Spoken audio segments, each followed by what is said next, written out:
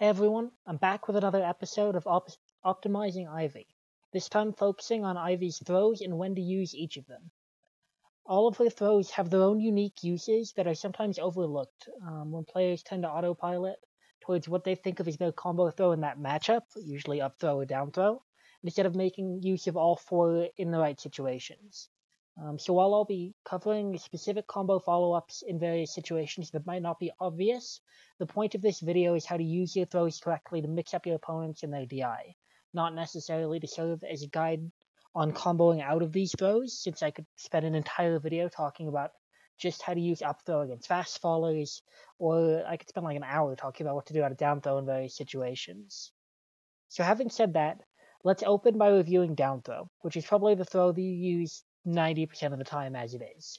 Down throw sends at a great diagonal angle in front of Ivy that sets up really well for her combos if the opponent doesn't have perfect DI, making it her primary combo throw. It has guaranteed combos on most of the cast at low percents, and up to kill percent can lead into up air, up B, or beam if the opponent doesn't have the correct DI. If you're trying to escape these combos, you need to be DIing down and away as hard as possible. Anything else will get you killed by competent Ivy. As you can see here, whether you're DIing straight out without DIing down, or you're trying to DI up, or even if you're trying to DI up and behind Ivysaur, her up B can cover a massive arc above her if the Ivy player understands the timing and spacing behind the move, and as a result, we can cover essentially any DI that isn't down and away with a kill move out of down throw. The reason I've probably said down and away like 5 times in the last 2 minutes is because it's really important to understand that your goal with every mix-up I'm about to cover in this video is to make it so that your opponent can't just hold down and away as soon as they get grabbed and feel safe that they won't die, which is the case if you're only using down throw. So you want to be keeping that in mind with everything I'm about to cover in the remainder of this video, is that the end game is in some way or another to make them feel less comfortable holding that DI, because it's objectively the best DI for the throw that will lead into a kill move on the majority of the cast. To make a full 180 from her most commonly used throw to her least, F-throw is actually surprisingly useful in some subtle ways that a lot of people miss out on by just dismissing it and going for down throw. It sends at a fairly straight horizontal angle, which means that unlike down throw, you can't really combo out of it, but it does have its own uses. On stage, its primary use is at low percents. If the opponent does correct DI for down throw, then they'll be caught off guard by a forward throw, because it's horizontal, meaning that they'll go down and be forced attack, and they'll often miss the attack, which allows you to wave dash in and jab reset them for a combo, given that F throw at 0 doesn't exactly send people very far. But its primary use is when you're facing the ledge, since it creates a 50-50 situation with down throw. When you're near the edge of the stage, something like down throw up B or down throw beam can kill really early if the opponent isn't DIing out of it, holding down and away. But if you're DIing correctly for down throw, that is the worst possible DI for forward throw when you're being thrown off stage, since it allows the throw to either outright kill people, like you're seeing here, or at least send you at an angle that makes recovering a lot more difficult,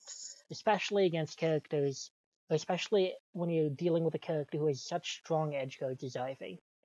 Obviously, this is a lot more threatening against characters with bad recoveries, like Falcon or Roy, than someone like Puff or Mewtwo, who can feel pretty confident holding down and away, regardless, and not be all that worried about getting back to stage if you do forward throw.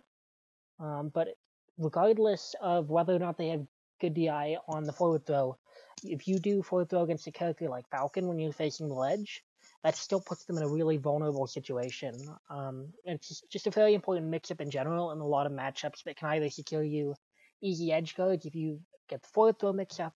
or just very easy grab kill confirms out of down throw if you're making your opponent guess how they need to DI rather than just constantly holding down. Back throw can serve a similar purpose to forward throw in that it's primarily used to put opponents off stage, but it's also a generally speaking more versatile throw. It has stronger knockback, meaning that when you're near the ledge on a small stage, it can actually be used more effectively as a kill throw and has a higher angle, which on the one hand makes it a little bit worse for edge guarding, meaning that the opponent has more of an option to recover high than they do out of forward throw, but on the other hand, it creates its own 50-50 with itself that I'll get into in a minute. At most percents it serves as a 50-50 down throw, similar to the one with forward throw, except obviously when you're facing away from the ledge, because while the angle on back throw is a little bit higher, it's still primarily horizontal, meaning that the correct DI for it is primarily the same as forward throw, and the opposite DI that you need for down throw. This is pretty useful in and of itself,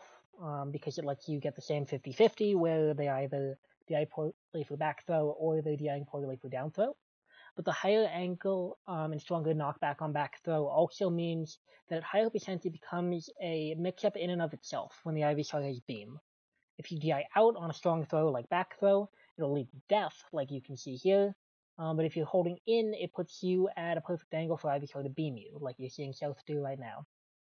And this is a setup that works on the majority of the cast, barring fast and semi-fast fallers, on whom we have our own kill confirms out of up throw, and is obviously only effective if you're close enough to the ledge that they feel as if they're in danger of dying to back throw, but is nonetheless a really good kill confirm if you grab them and you have beam, and you just need a way to heal out the stock. Finally, up throw is both a combo throw on fast fallers and a catch-all throw for when you don't think you can get anything out of the other throws. I'm not going to go entirely into a combo game on fast and semi-fast fallers ever grab here, like I said at the beginning of the video, but in addition to guaranteeing into beam on those characters and being generally great at comboing them, it's the throw that we use when none of the others will really do anything for us.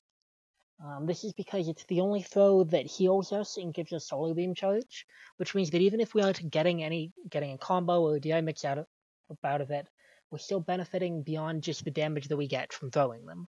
And when you're fighting a character that you struggle to consistently edgeguard, then our mix-up at the ledge become a lot less potent. Or if we're at the middle of the stage and don't get those 50-50s at all, then a good opponent will be DIing down throw correctly, and we don't get anything good out of down throw either, making healing and positional advantage out of up throw the best thing that we can realistically get in those situations. We can also still sometimes get kills out of up throw by sniping with Seed Bomb, even after they're out of hit stun, because of Ivy's good aerial mobility and control over her Seed Bomb, which can let us read people's DI and aerial drift. But even without this, it's still a better option a lot of the time than our other throws when they won't get us anything valuable, like in the situations we've covered earlier in this video. And it's something that I'd like to see more people using rather than still going for down throw at 110 when it's clear that the opponent's going to DI it correctly and then they get nothing. So that's my overview of Ivysaur's throws and when to use them. Hopefully this was helpful and an interesting video. As always, if you have